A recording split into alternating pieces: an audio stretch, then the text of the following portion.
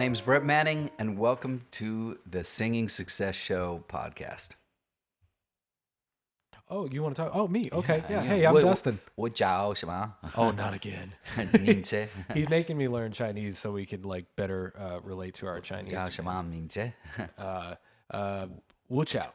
Yeah, 你叫 I suppose 你叫你叫什么名字？ And he says 我叫 Dustin. Oh yeah, Wu Chao Dustin. Yeah, and then Nina, Nine. and you, and I say 我叫 Brett. Now you've learned some Chinese. You're smarter than you were a second ago, by far. I've doubled your IQ in 30 seconds. It's incredible. Stick with us 30 more seconds, and we'll add 2% to your IQ. It's been proven. Today, first of all, we want to give a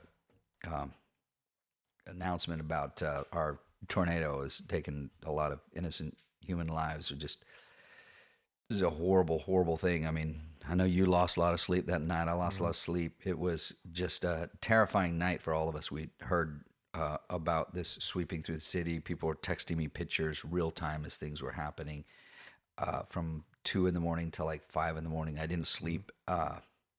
And then to find out there was the loss of life. At first, the count was 7, and then it was 11, and then it was like 15, and then 19, 17, 19, and 22. And it's just horrible because, there's some people that I still haven't heard from, so I don't know. At the time this is being recorded, these are pre-recorded, so this has been a little while.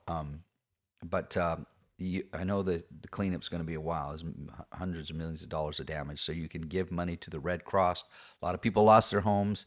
There's miraculous stories of people who probably should have died, entire families who were able. One story of a family, and the artist. Oh my gosh, I think you know who he is. A well-known songwriter here. His name is on the tip of my tongue. But Are you talking about Dierks Bentley? well, I know his drummer, Steve Missmore, lived in East Nashville, and their house was like completely tore up, and he actually showed up to kind of help clear some of that debris. So that's really cool. amazing. You like seeing that kind of stuff when the artist community jumps in to help the community around them. I mean, Nashville is known for its volunteerism so much. It's actually known, or Tennessee's called the volunteer state, interestingly enough. But when we had the flood, you remember 10 years ago when we were doing my record, literally 10 years ago. So I guess every decade there's some horrible thing happens here. It's kind of eerie how that has happened, actually. Because then we had the earthquake 20 years ago here. Or not earthquake, I mean the other tornado. Yeah, 98. Yeah. No, we didn't have an earthquake. But this big flood, and way before FEMA got here, they had so many volunteers. A couple times I went and volunteered some site, and they said, we got too many people. You have to leave. Wow. They said, we don't have room for you. They're in each house where they're cleaning out and tearing. They had too many people, some people standing lines around. of people, Yeah, so it was pretty exciting, and to be able to help out a little bit, and then be told you got to go because we got next shift coming in. Yeah. It's a beautiful thing. You don't see that a lot. No, but you can donate to the Red Cross. I'm sure that this cleanup is going to be a long and a tedious thing. We lost most of our most treasured East Nashville spots. East Nashville's super artsy community with really cool venues. The Basement East just tore that place up. I was just there with with Madison, my coach, and her dad and her family, watching the North Mississippi All-Stars. Have you ever seen them? Those guys are so good. They are so funky. That drummer is insane. It's the kind of stuff I cut my teeth on, man. Oh, yeah. I wish to be that good. Oh, man. And that guitar player goes on for days. It's just so soulful. And so that was my last memory of the Basement East. But it's not going to be my last memory. No, it'll be back better than ever. That's how we do it. Yeah, that's how Nashville rolls. So anyway, so please, your thoughts, your prayers, and your money. You just donate to get on that Red Cross and United Way as well. Yep, United Way as well. So, but we want to talk about our. Well, first of all, another shout out to Benny's student, I've had a couple chances to work with him, but honestly, let's be sure he is the young man's coach. The son of great classical pianist Graciela Kowalczyk and her little son's name is Xander. And little Xander is just the sweetest boy. 5 years old, speaks almost fluent Chinese, almost fluent Spanish. I mean, it's pretty intense. And he's doing astrology. What you saying?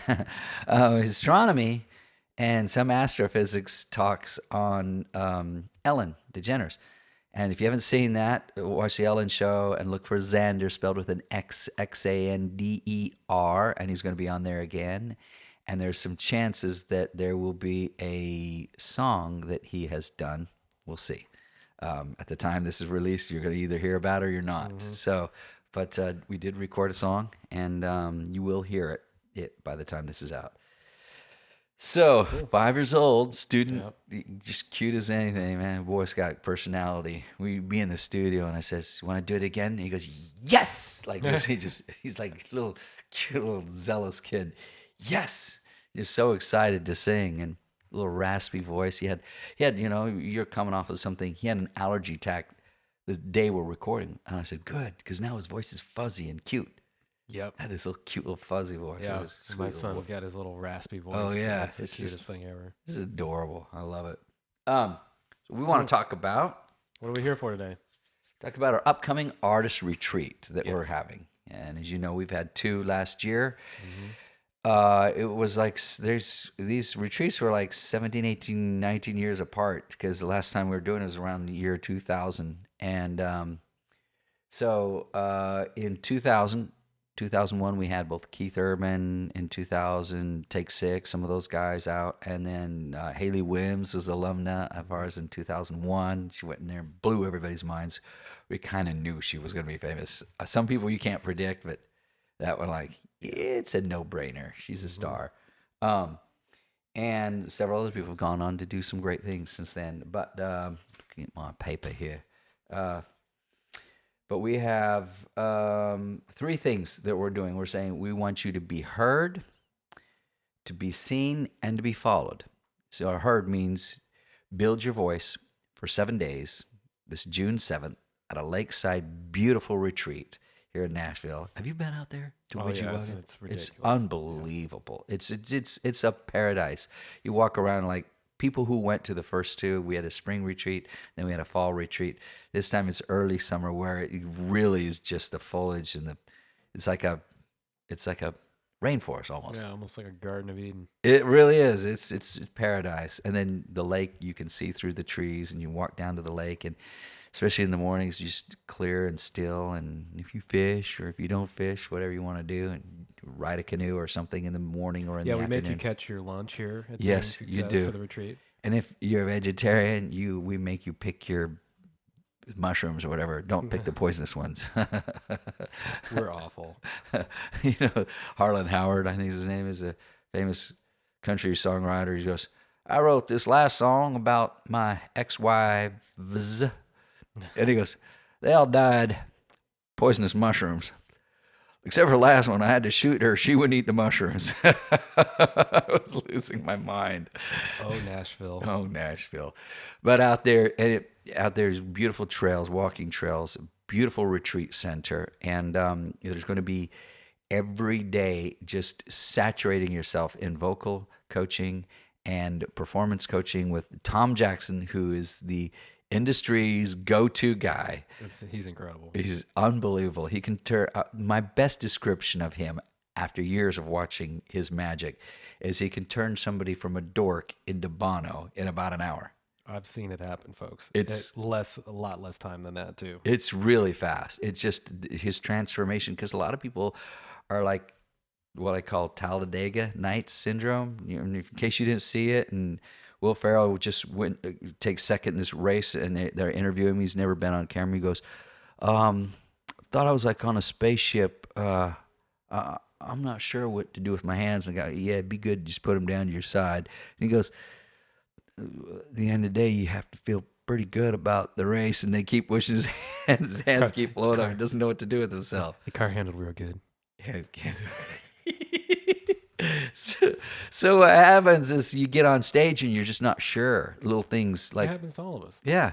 And you remember doing All in Your Mind, how we like kill that one, and had the whole plan, and that was the one song that Tom coached us through, and everybody says, that seems so spontaneous. It wasn't spontaneous. It was planned to look spontaneous. That's the key. Yes, things have to look as not just. Where's my tea? Oh, there it is. Okay, did you believe me? That looks spontaneous, but I was planning on saying, "Where's my tea?" You have to have it like happen, like it's the first time you've had that thought. Even performing your song, you could actually be singing when you're performing. And I'll give you a couple preview tips of Tom Jackson, and we'll talk about Be Followed later. Like if I sit there and say, if I'm sitting here going, man, I must be wicked. I was looking for some miracles, and tempting God part the sea just for me. Now, if I say that, I can say that like it's the first time I had that thought. So I could be sitting here saying, I must be wicked looking for a miracle, tempting God to part the sea for only me. When everything that I had longed for was suddenly in front of me, not as though my world had started to spin. No lightning in the sky was flashing. You played drums on this several times. Oh my gosh, I can't interrupt my song. I swore I sensed the moon. Though I swore I sensed the moonlight in your eyes in broad daylight. I can't deny this any longer. I'm undone. I finally have found the one. And it repeats and keeps going off into this emotional I love thing. seeing that stuff live when it seems like they're writing something like in real time. Yeah. Yeah. And I'd like to try to do that like the thought is coming to me, like when I said, where's my tea? Mm-hmm. And Tom has the ability to do that. I try to get a person to do that vocally, but he has to do that like these our emotions are not planned. If your show looks too choreographed, unless it's a little legitimate dance move, if it looks too choreographed, your audience goes hokey. Yeah. I went to a concert of a very famous diva. I'm not going to say her name. And everything was walk out here, do this, very Vegas-y. Vegas is cool. I mean, it has its thing, and I've been to Vegas several times, and you were just there, and it's an amazing city. Yeah. Those people who just think it's just Sin City and the most evil place you can go, it's just, I gotta avoid some places. Yeah, you gotta have, that's a given, but there's also some really cool things about it. It's beautiful, but like you say, it is. It's very programmed, and if that's your thing and that's what you're trying to do, that's great. And Tom even works with people like that too, but still to make it interesting, to make it feel spontaneous, because the more concise your plan is, the more spontaneous it will actually feel. And that just sounds really crazy, but it's planned spontaneousness, which is ridiculous. If I say, I plan on being spontaneous tomorrow, you got to be spontaneous this second. But that plan can include options, and then you choose from the options, because a lot of people, like, you tell me this, we both know this in the dating life, whether it's with your wife or before you're married, you're like, what do you want to do? Let's just think of something spontaneous. Go, I can't think of anything. What do you end up doing? Yeah, movie. That's not spontaneous. But if you have a list, like I have this app for that, and it has a list of things, spontaneous things that you can do, and it's so long. You're like, look at the things I've passed up. I wish that would have been available back then. Yeah, we didn't have an app for that. Yeah. You have to write down notepads and stuff. Yeah. What's the most spontaneous thing you've ever done on stage? Oh, probably a drum solo. A drum solo Yeah. that wasn't supposed to happen. You That decided wasn't supposed to. happen, but there was an obvious hole for one. And it wasn't like the usual drum solo that you hear about, like, the negative effect of like, oh, this guy's just trying to steal the spotlight.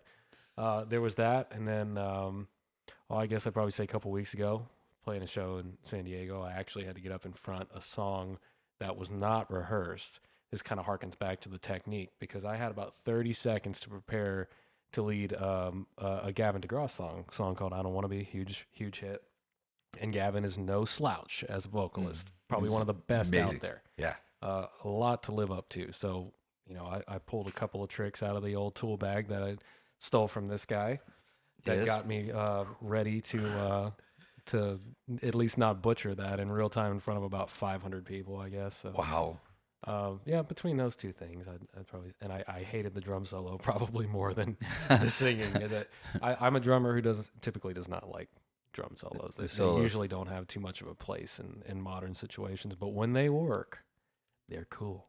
Well, it's kind of like a thrashing, tapping guitar solo. You're like, are you really tapping? That's good if you're watching the Wootens because you're expecting that. Correct. If you haven't seen the world famous Wooten brothers, and if you've been to Nashville and haven't seen him, you haven't lived. It's unreal. Joseph Wooten, unreal Victor, keyboard player, and then Victor Wooten on bass, possibly the best bass player alive. One of them for sure. At least on that short list. And then Reggie Wooten turns a guitar into something other than a guitar. It's unreal.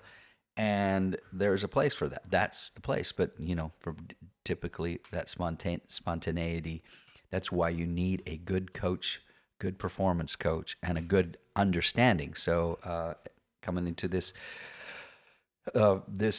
retreat here in June will be amazing because normally the price of spending a day with Tom Jackson is more than the whole retreat itself. Yes. So now you have 7 days for the price of Tom Jackson, and you get all the other clinics and vocal master classes and then social media master classes and music marketing master classes, which segues nicely into Rick Barker, my dear friend who was former manager of greatest living superstar Taylor Swift, who he was managing her at the time that I was coaching her. So it was kind of fun that we met around then. And he always tells his story about her being in a cab going, "Nah, nah, nah," and the cab driver going, "What the heck?" And he goes, "Oh, she's doing her vocal warm-ups." And he said, "Man, she never really warmed up before, and she started warming up, and it was every time I'd hear her, like, wow, she's nailing it today." And so he met as I was preparing her for the CRS show, which you just played at recently. CRS country radio station. Isn't that what country radio, whatever, something? Yeah. Something like that. Anyway, CRS is for like country radio. It's all the people come together in the stations and they see the new up and coming acts. And I coached Taylor Swift along with Tom Jackson through her song Something to Burn. What is it? Picture to Burn? Picture to Burn. Yeah. It's going to be a Picture to Burn. And she starts out, she has the microphone, she starts singing, he says, "Here's what you do, you're going to just talk." You say, "You know what?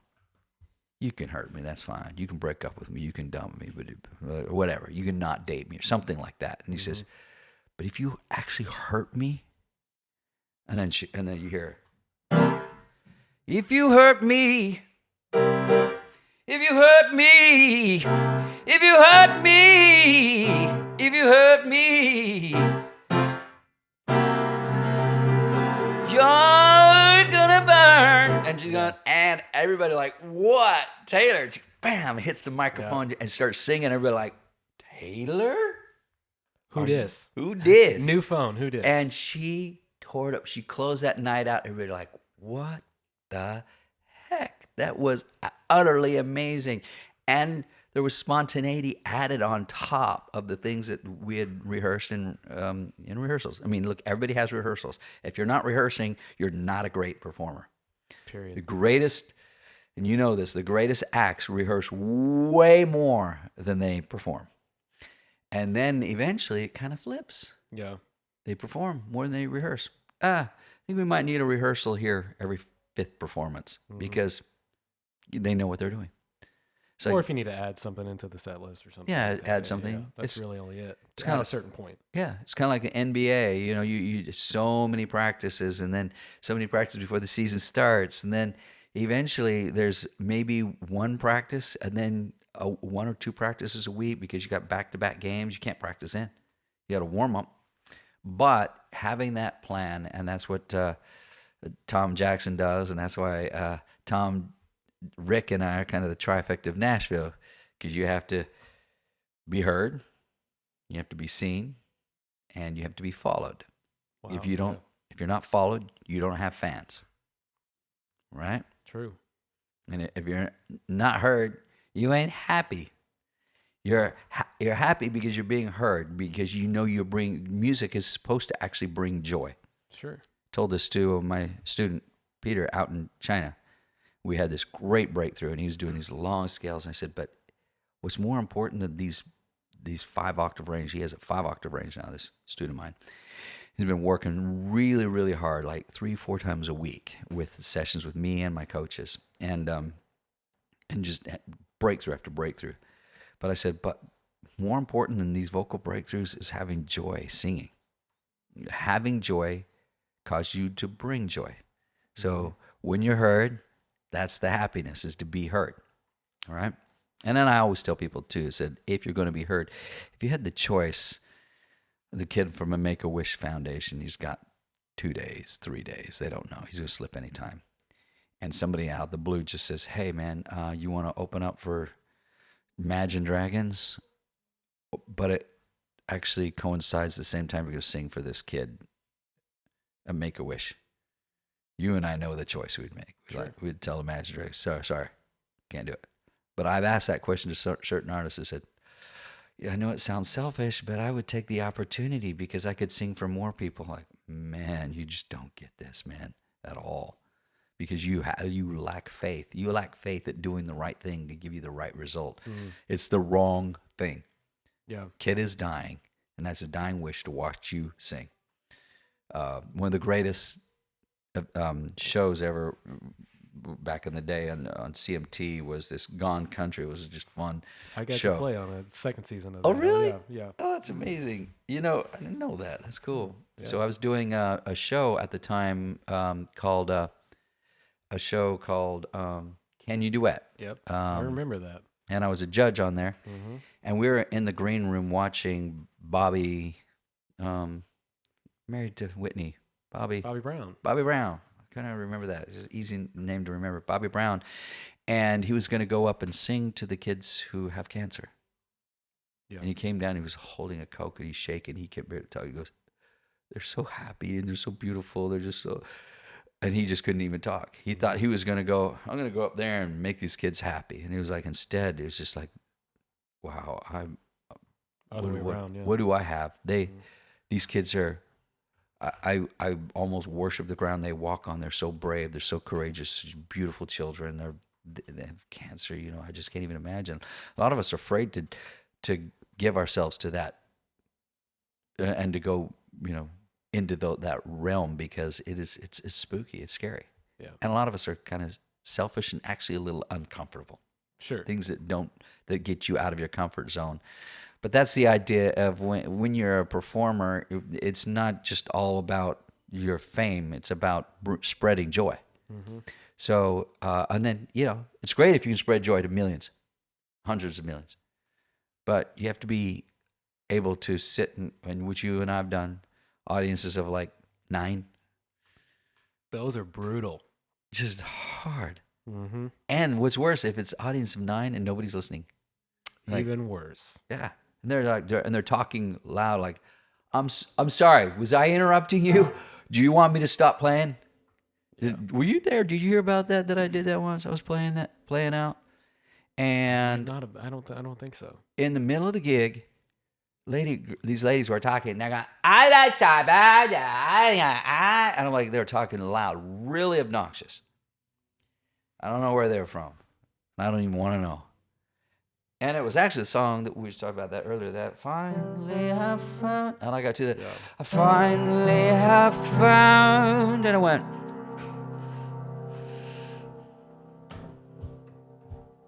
Are you done? Because I'm not going to sing until you guys stop talking.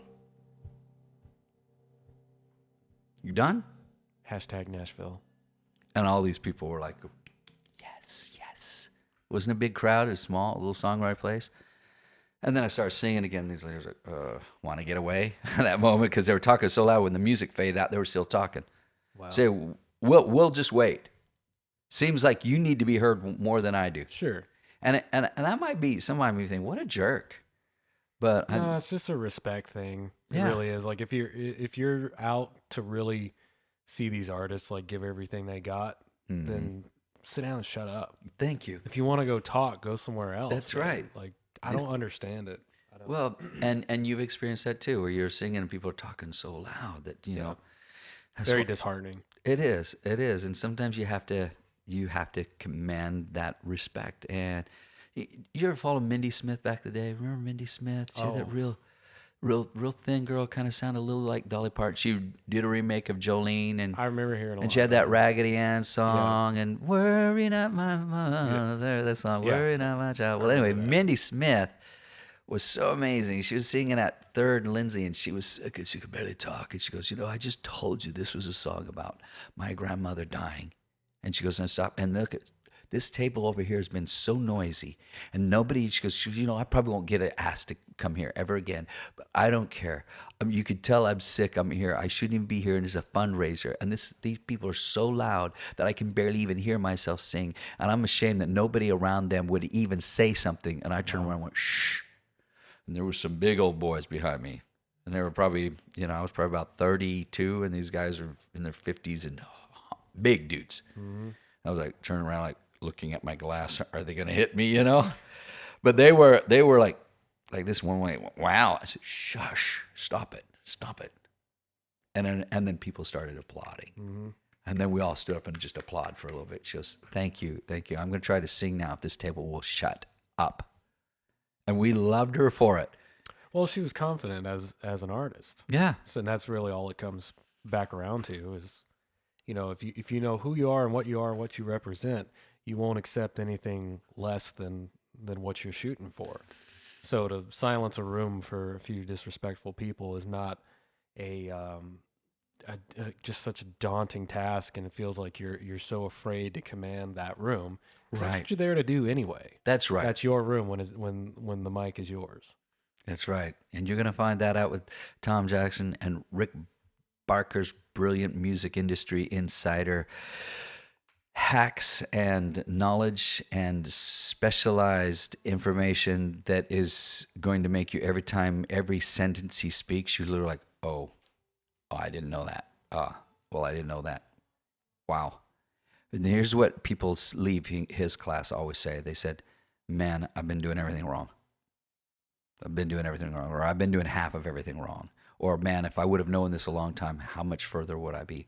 Mm-hmm. So make sure you join us for this summer's retreat. If you can't afford it, do a fundraiser. You would be surprised how easy it is to raise quick funds to do something when you are passionate about it and people look at you and say, I know that this is the goal, the desire, the dream of a lifetime for you, and I want to help you.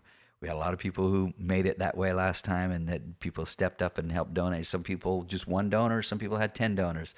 But you can go if your career is important to you and you're feeling stuck or you're feeling like you're ready and you need to get to that next level.